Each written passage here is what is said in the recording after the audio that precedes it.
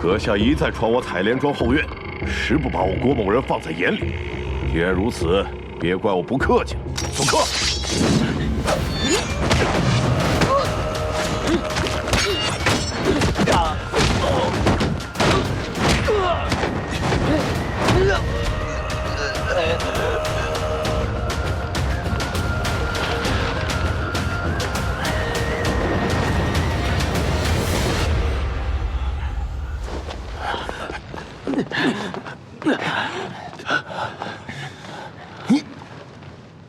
这么怕人进入这个房间，就是怕看见这个吧？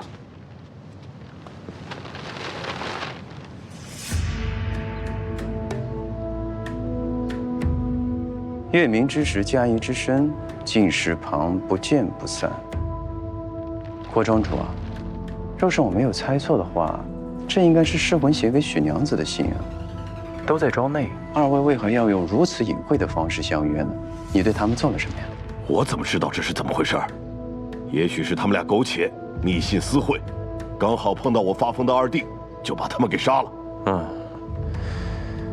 把罪责呢推到一个疯子身上，也倒是安全啊。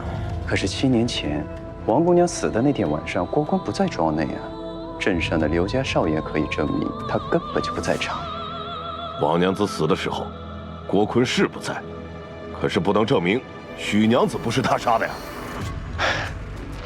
你还真是不见棺材不掉泪啊，郭庄主，这2副药渣你可还认得呀？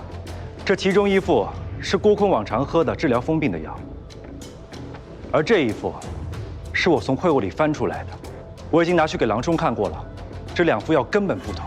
昨日这副分明不对症，喝了反而会让人更加的狂躁，所以昨夜郭坤才会出来发疯吓人。只因你想让郭坤来当这替罪羊，我说的没错吧，郭庄主？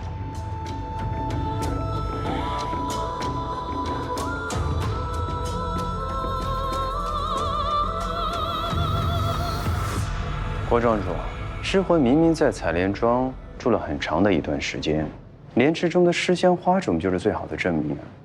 而你却说他只住了3日，这若非心中有鬼，你何必为这点小事撒谎呢？什么尸香花种？我根本不知道你在说什么。那陈万乱葬岗10年来连续失踪的荒尸，你不知道吗？要不要我帮你回忆一下？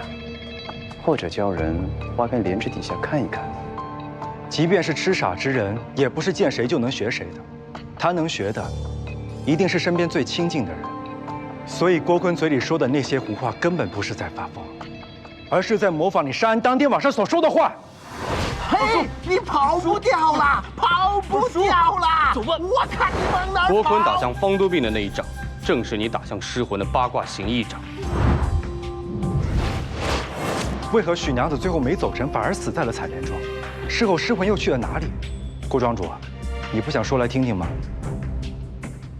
郭庄主不想说，那就让我来替你说吧。我猜事情是这个样子的啊，10年前，尸魂不小心跌进你家的莲花池，巧被许娘子所救。尸魂因为这副外表吃了很多的苦，所以胆小自卑。但许娘子心地善良，没有把他当成怪物。 反而收留了他，2人也因此互生情愫。好了，谢谢。你猜忌心喜，想来对许娘子苛刻，尸魂便相约许娘子私奔，可是被你发现了这字画上的秘密，所以你恼羞成怒杀了2人。我去死吧！恰好那晚，正被郭坤目睹了你杀人的全过程。郭坤记下了你打向尸魂的招式，也瞧见你背尸藏尸的过程，所以才背着骷髅到处乱跑。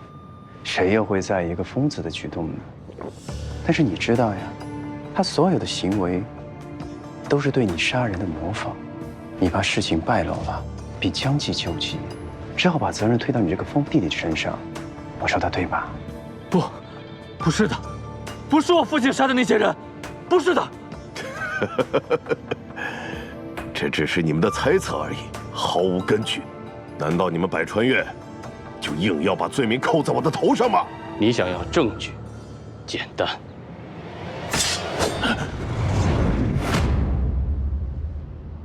你想干什么？让人开口说话的法子，我有的是。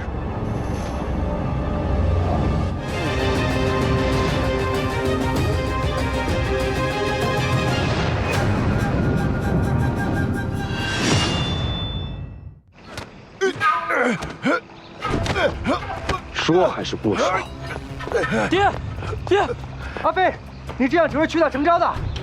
想屈打成招，诬陷于我。既然你这么说，那我将你扔进这池中做尸香花种肥料如何？阿飞，我说，你们要找的那个尸魂是我杀的，郭坤的药是我下的，